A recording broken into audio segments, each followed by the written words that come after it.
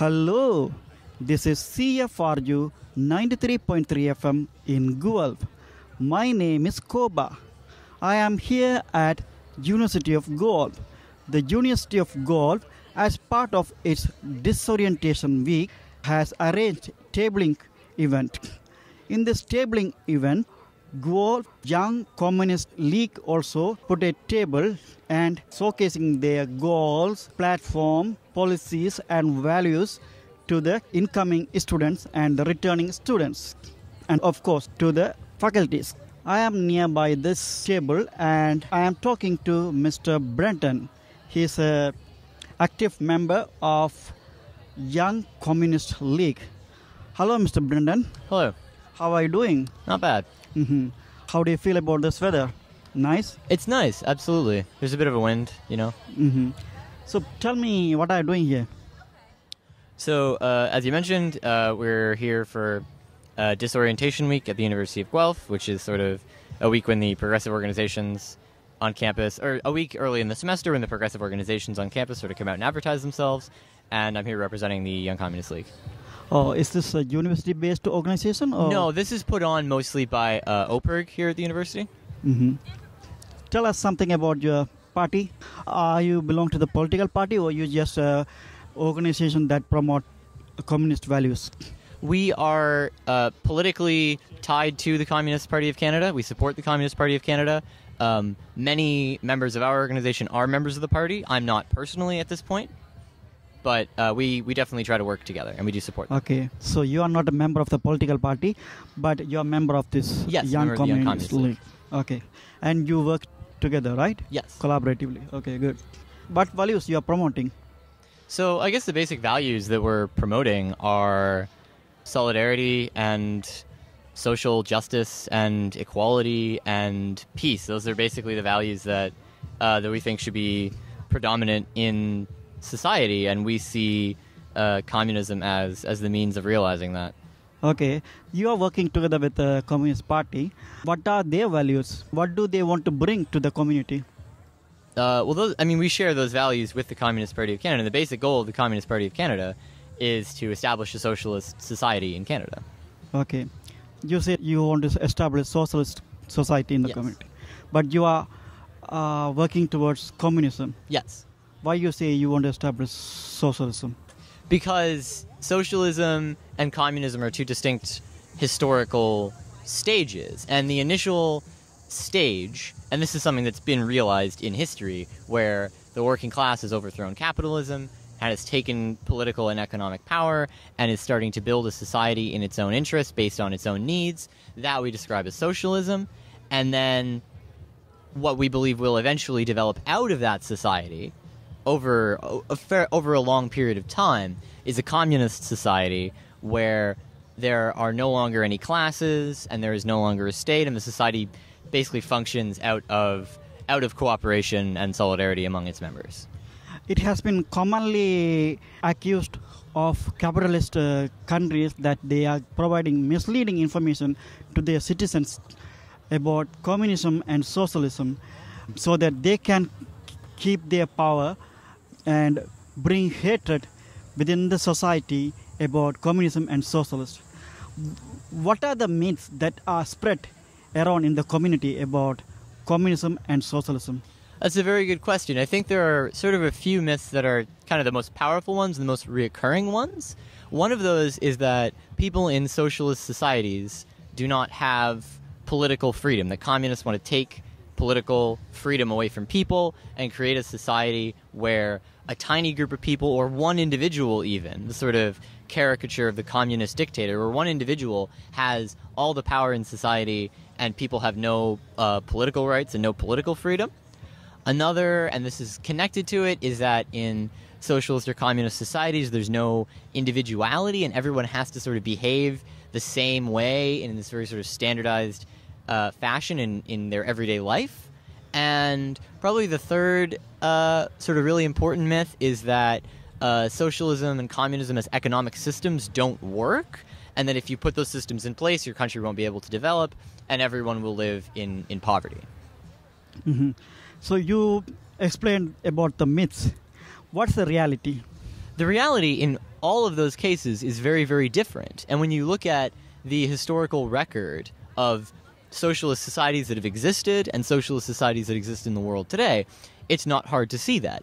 In socialist countries like Cuba, there's a system that is a political system that's vastly more democratic than the political system that exists in Canada. Instead of people electing sort of very distant representatives who are, mostly wealthy professional people, you have, and who ultimately serve, the interests of large corporations. What you have in a socialist country like Cuba is a system where the people being elected to the national legislature are elected basically at the community level, and they're elected by their friends and neighbors.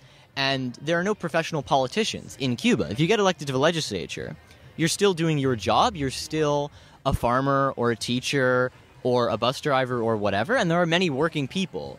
There are many working class people in the Cuban legislature. But in any case, people are not cut off from their communities. They're not cut off from their work. And we see the results this has in that in Cuba, approximately half of the members of the legislature, for example, are women. And the Afro-Cuban minority has a lot more political representation and political power than racially oppressed groups do in North America. So that's one example. And if you look at other socialist countries, if you look at the Soviet Union historically, the socialist states in Eastern Europe, what you find is that these structures exist where people can exercise power over their communities at the local level. And, very importantly, in sharp contrast to capitalism, people can exercise power in their workplaces. There's a plan that sort of sets the broad determinants of the economy, but then within that, workers can decide on a wide variety of things in terms of hours, in terms of the pace of work, in terms of how jobs are assigned, and that allows people to create decent and humane working conditions for themselves. Whereas under capitalism, working people have absolutely no power over that at all. So the idea that people are less free in socialist societies is absolutely false. And the idea that people have to live, in the same way is just, it's cartoonish. You can see that in socialist societies, people do have the opportunity to do different things with their lives. And in most of the history of socialist societies, there's been full employment, which gives people a wide variety of choices in terms of what they want to do professionally with their lives. So in that aspect, that's absolutely a myth. And the idea that socialist economies don't work can be pretty much taken care of just by looking at the economic statistics that even organizations like the World Bank or UN bodies have put out. And you can see through the entire history of the 20th century when there were socialist societies, and in this socialist societies that still exist, socialist countries do not have recessions. The Soviet economy grew continuously from 1928 to 1985, except during the Second World War. So there's no recessions, and economic growth, the benefits of economic growth are actually distributed in such a way that you don't have the situation that we can have where the economy is growing, but working people are not doing any better, where profits are getting higher but wages are not. In a socialist economy based on people's needs, economic development always actually comes back to working people in the form of better quality social services and a higher quality of life. And it always put people first, right? Yes, that is the basic principle. I also think that communism principle will promote the environmental justice as well, because in a capitalist country, you want to exploit as much resources that is available to you. And if you don't have the resources, you go to your neighbor, go to your neighboring countries and beyond to get the resources and make more products, exploit them, and make more profit. You are motivated to exploit more resources and emit pollutants in the environment and create disaster to the earth we are living. Can you expand on that?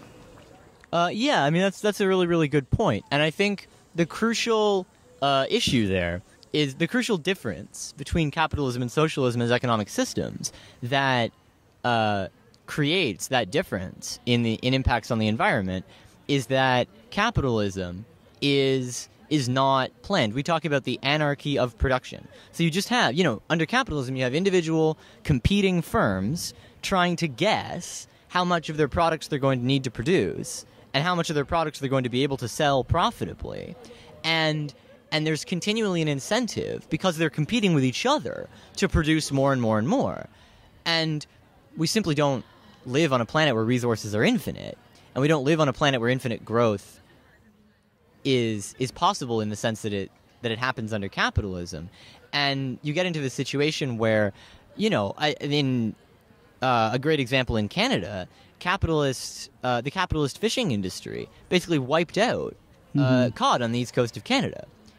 Whereas under socialism, what you try to do, there's a planned economy, and you try to make the most scientific evaluation possible of what the society's needs are, of what people actually need, and then production happens on the basis of that. So you can plan into the future. You can make decisions about preserving crucial resources that will continue to be needed into the future in a way that a capitalist firm that has to make a profit every single year and that wants to make a larger profit than it did last year simply can't. Capitalists can't really think in the long term. Mm-hmm. But in a planned socialist economy, long-term thinking is possible, and it's very important. Mm-hmm. That's a good point. In terms of social classes, discrimination, social injustices, what can you tell about the benefits or disadvantages of communism or socialism versus capitalism? Well, that's another very good question. So, we can look around us and see a capitalist society that is just, pervaded by injustice and social inequality everywhere. You have an enormous disparity of wealth, and you have a tiny minority of people who hold all economic and political power. And then you have all manner of systems of oppression. There's the oppression of women. There's the oppression of queer people. There's racial and national oppression. In a capitalist society like Canada, we live in a capitalist society that was built on colonialism. We have the oppression of indigenous people. We have the oppression of people of African descent. We have the oppression of migrant groups from Asia. We have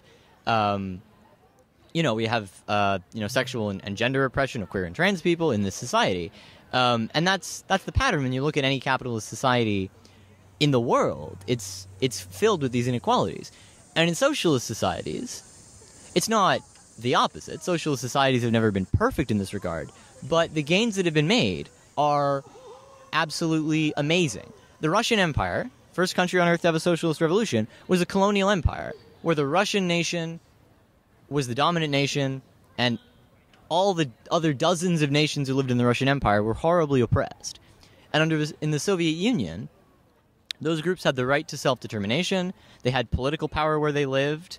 There was enormous efforts made to invest in regions that had been impoverished by colonialism so that the colonized people could have an equal material quality of life, an equal standard of living to the Russian people and to the people in the western part of the Soviet Union. People were finally allowed to get an education in their own languages. Indigenous languages were promoted in terms of the arts and culture. In some cases, and this happened both in the Soviet Union and in China, languages that had never been written down before had writing systems created for them by linguists working for the socialist state, so that members of these communities could be educated in their own languages. If you look at the situation of women in virtually any society where socialism has been put in place, whether you're talking about China or Korea or Vietnam or countries in Eastern Europe before they had socialism, it was a really, really drastic situation of oppression. And in many of these societies, women up until the time of the revolutions were essentially at the status of property. And socialist revolutions gave women full legal equality well before capitalist democracy in the West did. But more than legal equality, women in socialist societies have actually had substantial economic opportunities that have been substantially equal to men in terms of education, in terms of professional advancement. Socialist societies have almost always had extensive public childcare, which makes an enormous material difference in the lives of women. And so what I think we can say in general is that while socialism does not automatically eliminate these systems of oppression, socialism creates a basis for doing that. And so you see far more progress on these issues than you do in any capitalist society. You said Russia had a colonial power over the surrounding nations. Yeah, that's true. But I know personally that didn't influence the equal participation in politics and other leadership roles in the Union. For example, Stalin, he is not a Russian, he is a Georgian, and he came to power and still he managed everybody equally and fairly. Yeah, there are some criticism about him, mostly from the Western powers, maybe because they don't want the people to appreciate the benefits of socialism or communism. But I have been in Russia for 6 years. I talked to many seniors there, and all of them said nice things about their previous economy. They said we never had communism, we had only socialism. Lenin wanted to establish communism, but before he was able to achieve success, he was dead. And they are very dissatisfied that their socialist political system was changed to marketing economy. Yeah. As a result, they are suffering a lot of poverty than before. Those seniors said, we didn't know what is poverty before, except during the World War II time. We had trust on the government. The government will not betray us, and the government will not take away the social security system from us. But suddenly, they changed to marketing economy, and we lost the value of money, and most of us became poor. That is the story I heard when I was in Russia. We have been talking about socialism and communism frequently. It is very difficult for some people to understand the difference between socialism and communism. Yes. Can you explain on that? Sure. So this is an analysis that goes back to Karl Marx and Friedrich Engels. It goes back to the founding of the Marxist tradition, and then it's sort of been refined later. So the basic difference between socialism and communism is, so socialism is the historical stage where the working class has taken power, the economy has come under the collective control of the working class, and society is now being governed in the interest of the working class. But classes still exist, and crucially, the state still exists. Communism, and that is a stage that dozens of countries around the world reached in the 20th century, and that is the stage that countries like Cuba are in today. Communism is something that we have yet to see in history. Communism is a stage that develops out of socialism, where classes no longer exist and the state no longer exists. Now, the fundamental reason that communism hasn't been reached, other than the fact that, well, there are a few reasons. The first is that there are certain sort of ideological and cultural changes that need to happen for a communist society to be able to function the way a communist society is supposed to, which is that people basically perform, labor for society out of a very high level of consciousness and sort of kind of voluntarily do things for the benefit of society. But every socialist society has been made by people who were raised under capitalism and who have the ideas and values of capitalism in their heads. And there's a long struggle in every socialist society to change the way people think and the way people understand the world. And the other aspect is that they couldn't get rid of the state because every socialist society has faced the constant threat of attack from the imperialist countries and from counter-revolution. So they still needed that organized body in order to protect the gains that had been made. Good explanation. We touched something about the poverty associated with socialist countries and communist countries. Yeah. Mostly Western countries give that message that the poverty is very high in socialist and communist countries. Communism only create poverty like that. What is your view on that? I think that's absolutely false. And I think if you compare socialist countries and capitalist countries from the same starting point in terms of level of economic development, what you find is that the material quality of life for people is vastly higher in socialist countries. Almost every socialist revolution has taken place in a country that was poor to start with. So it's always been dishonest. This is something that capitalist propaganda will do. It's always been dishonest to compare socialist countries with the wealthiest capitalist countries on Earth, like the United States or Western Europe. That's what they do. But what it's more reasonable to do is to compare socialist countries with poor capitalist countries. And in the 1980s, there was a couple of American sociologists who tried to do this in a systematic way. And what they found was, the results that they found were things like the average life expectancy for people in a capitalist country at the poorest stage was, I think, at that time around 40. And in socialist countries at the poorest stage was, I think, 65. I think that's a good example. If you're really comparing like with like, what you find is that in socialist societies, because resources are actually devoted to meeting people's needs, resources are devoted to making sure everyone has health care, everyone has education, everyone has work and housing, that conditions are far, far better than in most capitalist countries on Earth. Because, of course, most capitalist countries on Earth are not like Canada. They're not wealthy. Most capitalist countries in the world are poor. So when the comparison is made in that way, which I think is the fair way to make it, then those are the results that you get.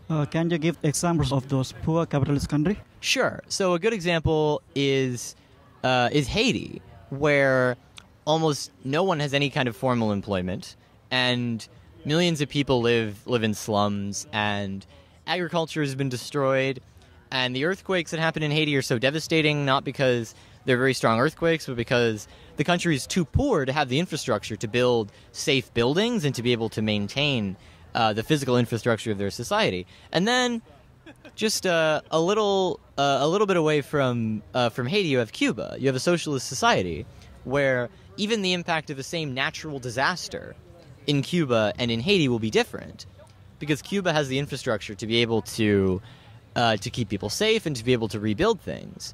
But Haiti, because it's been impoverished, doesn't. Another really, really useful comparison is to compare China and India. Their countries have very similar population size, and India became independent at the same time China had its revolution. So you can look a few decades later and see how is independent India doing and how is socialist China doing. And when people did that in the 1970s and 80s, what they found was that India had, widespread malnutrition, and China had virtually eliminated it. Many parts of India still had widespread illiteracy, and China had eliminated it, at least for people of under a certain age. So, I think those kinds of comparisons are very useful. You say China is socialist, but they are the people now finding market all over the world and producing and selling their goods. Yeah. So yes, China in the past few decades has become more integrated into the global economy than it used to be.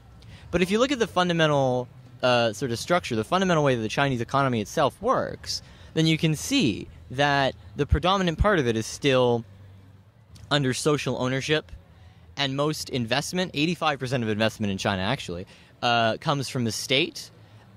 Crucial things like land is not privately owned in China. You can't buy and sell land as a commodity. All land is under public ownership. And agriculture is still basically managed by the state, which 40% of people in China work in. So what Lenin called the commanding heights of the economy, and as is basic industry, what Lenin called the commanding heights of the economy are still under social ownership. And if you look at the Chinese state as it exists today was created in a socialist revolution in 1949. So unless that state is destroyed and the political system itself changes, then ultimately China, I would say, is a socialist society, even if it is different from many socialist societies have been. Yeah, some of the things like you said that people have no rights over the land or some resources, put some limits on them. Those people, when they come to Canada, for example, Cuban people, when they come to Canada, when they see that people can enjoy unlimited property rights, they can have vehicles, they can have even helicopters, they can buy hotels, many buildings, run huge business. When they see that, they fall into the trap. I believe they fall into the trap and say, oh, in capitalist country, there are a lot of freedom that we don't enjoy in our country. What do you think of the impact of that? I think that's very important to raise, and that definitely does have an important and a negative impact in socialist countries. For example, in Cuba, in the past couple of decades, they've had to rely more on tourism as a part of their economy. And so you have people who are getting into the sort of private tourist business, and many of those people they see North American capital, they look at North American capitalist society, and exactly the thing you've described happens. They think, wouldn't it be great if I could be a capitalist on a much larger scale? And that is dangerous because it can create forces within a socialist society who want to get rid of the system and who want to restore capitalism. And of course, capitalism has been restored in many socialist countries. So that's a very real threat. That's definitely a problem, and that will continue to be a problem as long as there are both capitalist and socialist countries in the world. And also, I believe they have not completely seen the big picture of the capitalist country, right? Yes. Some people are rich and many people are very poor. There's a big disparity in income, homelessness, mental health illnesses, poverty, so many issues. And the system does not allow to address those issues as well. Yeah. They don't get to see those pictures. They just see the outlier. And that negatively impact, I believe. So would you say in any case, in a socialist country, there's low disparity in income? They may not have the unlimited property rights and right to luxury life, but at least everybody have reasonable life. Yes, and I think that's a fundamental issue when you're talking about this kind of freedom.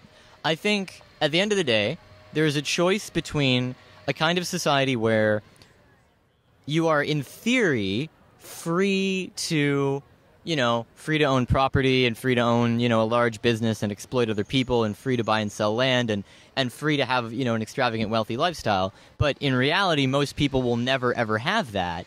And a society where you are not free to do those things, where you're not free to exploit the labor of others on a significant scale, where you're not free to buy and sell land and to buy and sell the basic resources that people need for your own private gain, but everyone has their basic needs in life met. And it comes down to a question of freedom for who? That's the way Lenin put it. Freedom for whom? Do we want freedom for a small minority of people to buy and sell and be rich? Or do we want the freedom of the vast majority to have decent lives? Yeah.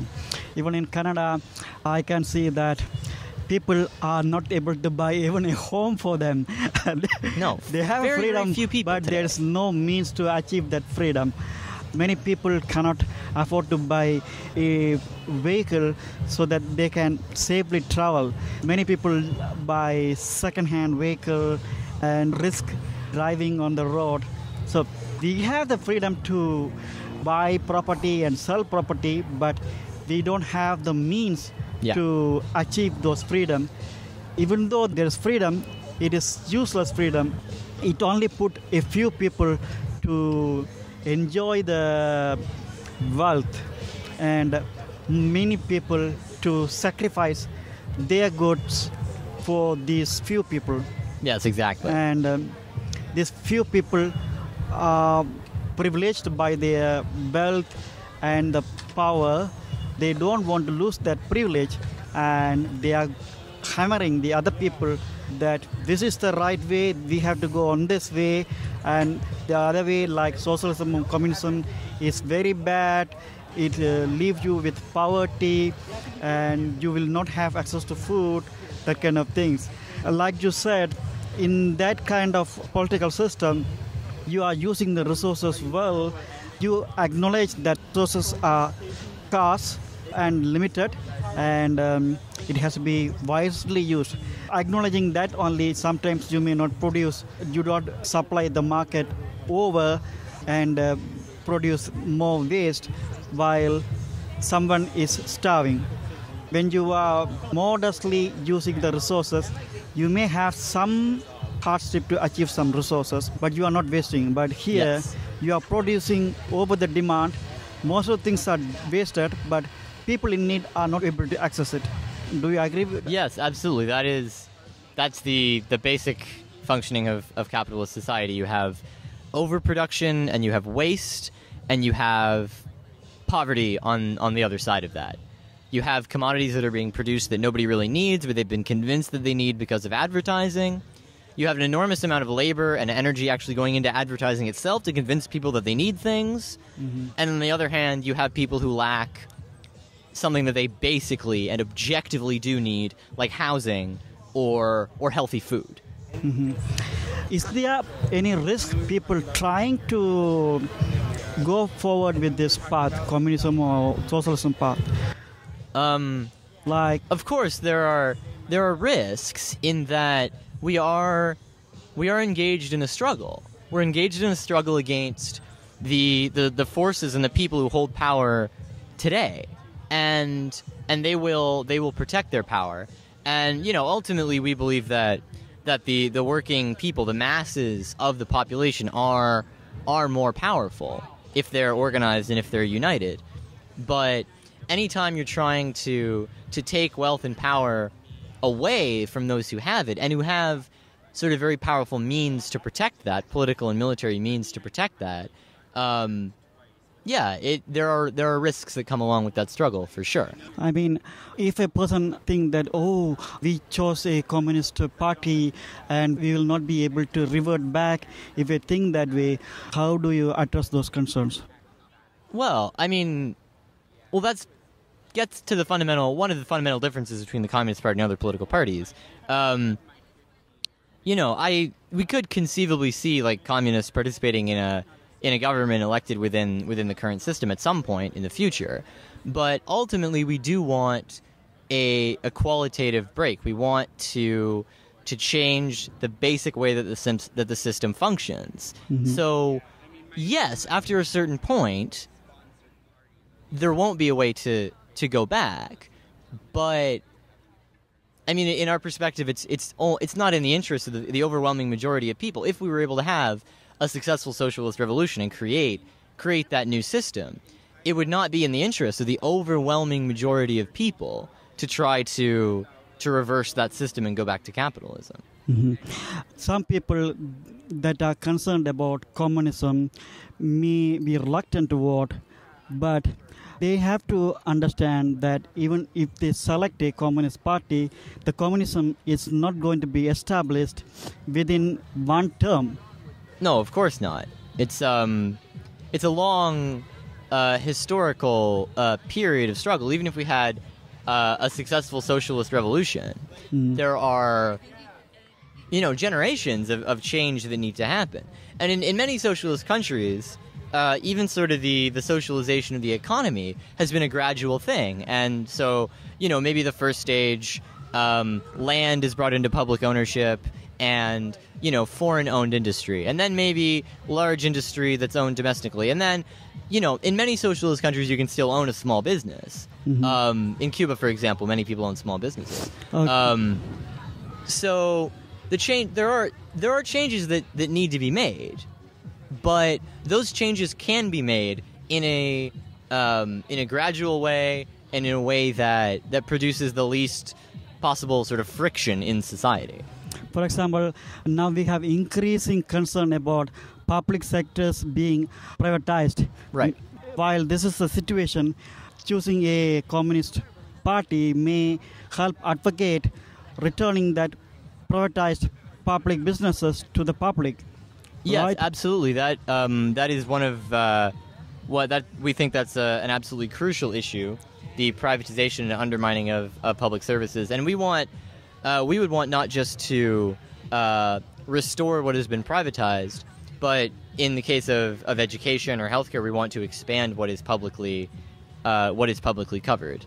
And that's something we believe can be done immediately. That's not something that we need to wait for, a change in the change of the nature of society to happen. We could have fully public higher education, for example, in Canada right now, and we do advocate that. But for that, to make the change, you need voting power. Yes. The other thing I wanted to point out that communist is not going to establish communism immediately if they are elected.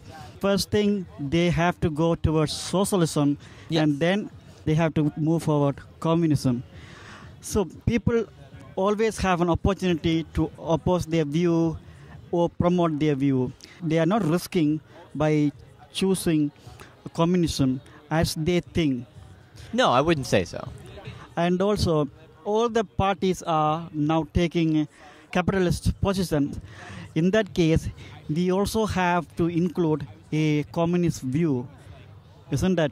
Absolutely, I agree. So for that, it is better for people to choose Communist Party as well, so that the capitalist views are opposed with communist view, and we can get a balanced view, or we can get multiple perspective, and our political decisions are well informed. Absolutely. That's right.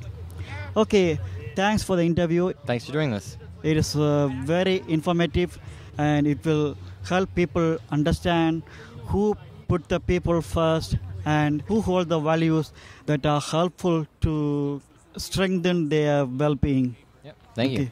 Thank you.